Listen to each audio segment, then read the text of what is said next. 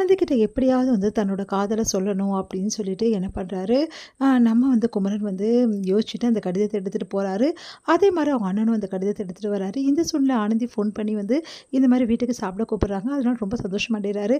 எப்படியாவது அந்த லெட்டரை அவங்க வீட்டில் கொடுத்துணும் அப்படின்னு சொல்லிட்டு யோசிச்சுட்ருக்காரு.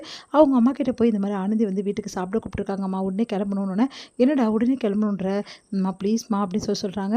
சரிடா கிளம்பலாம் அப்படின்னு சொல்லிட்டு எல்லாருமே கிளம்புறாங்க. அப்போ கரெக்டாக அவங்க அண்ணன் வராது. எங்கே எல்லோரும் போகிறீங்க அப்படின்னு. ஆனந்தி வீட்டுக்கு சாப்பிட போகிறோம் அப்படின்னு சொல்கிறாங்க. ஏன் என்ன கூட்டின்னு போக மாட்டேங்க, என்ன நீயும் வரியா அப்படின்னோடனே, ஆமாம் ஏன் ஆனந்தி எனக்கும் ஃப்ரெண்டு தானே, ஃப்ரெண்டு மாதிரி தானே அப்படின்ற மாதிரிலாம் சொல்கிறாரு. சரிங்கண்ணே நீயும் வாங்கினா இவரும் போகிறாரு அப்படின்னு சொல்லிட்டு யோசிக்கிறாங்க. அவங்க தங்கச்சி அந்த மாதிரி யோசிச்சுட்டு இருக்காங்க. அடுத்து ஆனந்தி வீட்டுக்கு எல்லாருமே சாப்பிட போகிறாங்க. ஆனந்தி வீட்டில் எல்லாம் சந்தோஷமாக அவங்களுக்கு சாப்பாடுலாம் கொடுக்குறாங்க. ஆனந்தி அவங்க அம்மா யோசிக்கிறாங்க. குமரனும் நம்ம பொண்ணு எவ்வளோ அழகாக பழகுறாங்க, எவனோ ஒருத்தனுக்கு தேவையில்லாமல் எடுத்து போய் கொடுத்தேன், அதுக்கு இவன் இந்த மாதிரி பையனுக்கு கொடுத்துருந்தா என் பொண்ணு இப்படி சந்தோஷமாக வாழ்ந்திருப்பா அப்படின்னு சொல்லிட்டு பார்த்துட்ருக்காங்க. அவங்க அப்பா கிட்டே அந்த விஷயத்த சொல்கிறாங்க.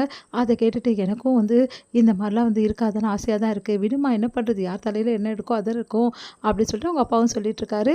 அடுத்து ஆனந்தி எல்லாரையும் கவனிக்கிறதும் அவங்களுக்கு பரிமாறுறது எல்லாத்தையும் பார்த்துட்டு அவங்க வீட்டில் எல்லாம் சந்தோஷமடைகிறாங்க.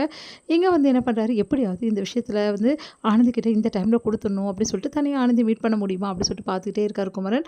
ஆனால் அவரால் கொடுக்க முடியல. அதே மாதிரி அவங்க அண்ணனும் பார்த்துட்டே இருக்காரு. இப்படி ஆனந்திக்கு கொடுத்துடாமா அதுவும் கொடுக்க முடியல. என்ன பண்ணுறது நம்ம தவிக்கிறாங்க. இந்த சூழ்நிலை ஆனந்தி என்ன பண்ணுறாங்க, சரி சரி எல்லோரும் கிளம்பலாம் சொல்லிட்டு எல்லாம் கிளம்பிடுறாங்க. ஆனந்தி நீங்கள் அப்படின்னோடனே, இல்லை நான் தறி வரைக்கும் போக வேண்டியது இருக்குது அப்படின்னு சொல்லிட்டு கிளம்புறாங்க. அப்போ கரெக்டாக ஆனந்தி பின்தொடர்றாரு குமரன். எப்படியாவது ஆனந்திக்கிட்டே நீ பேசி கொடுத்துடணும். அதே மாதிரி அவங்க அண்ணனும் பின்தொடர்றாரு. எப்படியாவது ஆனந்திக்கிட்டே பேசி கொடுத்துடணும் அப்படின்னு சொல்லிட்டு 2 பேருமே வரும்போது கரெக்டாக ஆனந்திக்கிட்ட கொடுக்கலான்னு போகும்போது ஒளிஞ்சு பார்க்குறாங்க. பார்த்தா ஆனந்தி யாரையும் பட்டுன்னு பயங்கரமாக அடிக்கிறாங்க. கையில் லெட்டரை தூக்கி எறிகிறாங்க. அவ்வளோதான், உனக்கு லவ் லெட்ரு கொடுக்குறியா, லவ் லெட்ரு அந்தளவு ஆயிடுச்சு. ஒருத்தர் ஒரு பொண்ணுக்கு முதல்ல அந்த பொண்ணு மனசில் என்ன இருக்குன்னு பார்த்துட்டு அப்புறம் லெட்ரு கொடுக்குறது, இந்த மாதிரி பேசுறது, இதெல்லாம் பண்ணணும். அதுக்கு முன்னாடியே இந்த மாதிரி உனக்கு லெட்ரு எழுதி கொடுக்குறது தப்புன்னு உனக்கு தெரியாது, உன் அக்கா தங்கச்சிகளுக்கு இந்த மாதிரி யாராவது குத்தா நீ சும்மா விடுவியா அப்படின்னு சொல்லிட்டு கேட்குறாங்க.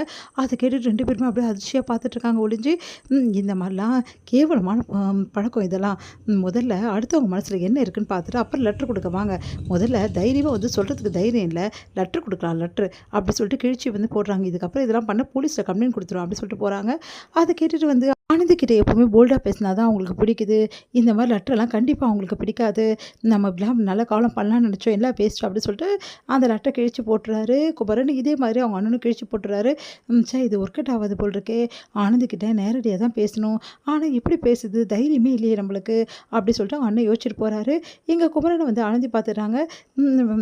குமரன் சார் இங்கேயா அப்படின்னோடனே, ஆமாங்க ஒரு விஷயமா வேலை விஷயமா வந்தேன். அப்படிங்களா, என்ன யார்கிட்டும் ஏதோ சண்டை போட்டுருந்தீங்க அப்படின்னு. ஆமாம் சார், தேவையில்லாமல் ஒருத்தர் லெட்ரு கொடுக்குறான், அவன் யாருன்னே எனக்கு தெரியாது, யாராவது தெரியாதவங்க லெட்ரு கொடுத்தா எப்படி சார் வாங்க முடியும், லெட்ரு தானேங்க அப்படின்னோடனே, லெட்ரு தானா, நீங்கள் வேறு சார், அது லவ் லெட்ரு சார், இங்கே நீங்களே சொல்லுங்கள் சார், தைரியம் இல்லாதவங்க எதுக்கு சார் லவ் பண்ணணும், லவ் பண்ணால் தைரியமாக சொல்லணும் சார், அவன் தான் சார் லவ் பண்ணணும், அதை விட்டுட்டு இந்த மாதிரி லெட்ரு எழுதி கொடுக்குறது, மெசேஜ் அனுப்புறது, பின்னாடி வர்றது, இதெல்லாம் பார்த்தாவே எனக்கு கோவமாக வரும் சார் அப்படி சொல்கிறாங்க.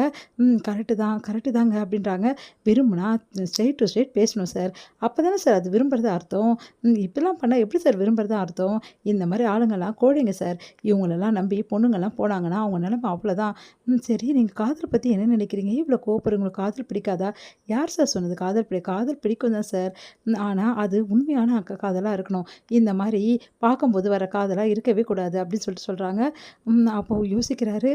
அப்போது நம்ம முதல்ல அவங்க மனசில் என்ன இருக்குதுன்னு இடம் பிடிச்சிட்டு அதுக்கப்புறம் நம்ம காதலை சொல்லுவோம், அர்ஜென்ட் பட்டு சொல்ல வேணாம் அப்படின்னு சொல்லிட்டு குமரன் யோசிச்சுட்டு இருக்காரு. என்ன சார் எதுவும் யோசிச்சுட்டு இருக்கீங்க, உங்களுக்கும் இந்த மாதிரி அனுபவம் ஏதாவது இருக்கா, யாருக்காவது கொடுத்துருக்கீங்களா, ஐயோ ஏங்க நான் அதெல்லாம் பண்ணதே இல்லைங்க, எனக்கு தெரியும் சார், நீங்கள் ரொம்ப ரொம்ப நல்லவங்க சார், உங்களுக்கு இதெல்லாம் வரக்கூட வராது சார் அப்படின்னு சொல்கிறாங்க. நல்ல காலம் நம்ம மேலே இவ்வளோ அபிப்பிராயம் வச்சுருக்காங்க, நம்ம லட்டு குத்துந்தோம் முடிஞ்சிருக்கோம் கதை அப்படின்னு சொல்லிட்டு யோசிக்கிறாரு குமரன்.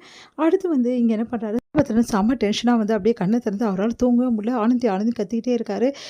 ஐயோ எவ்வளோ ஊசி போட்டாச்சு, இவன் ஏன் இப்படி இருக்கான்னு தெரில, ஒழுங்காகவே தூங்க மாட்டேங்கிறான், டென்ஷன் ஆகுறாங்க கூட இருந்தவங்களாம்.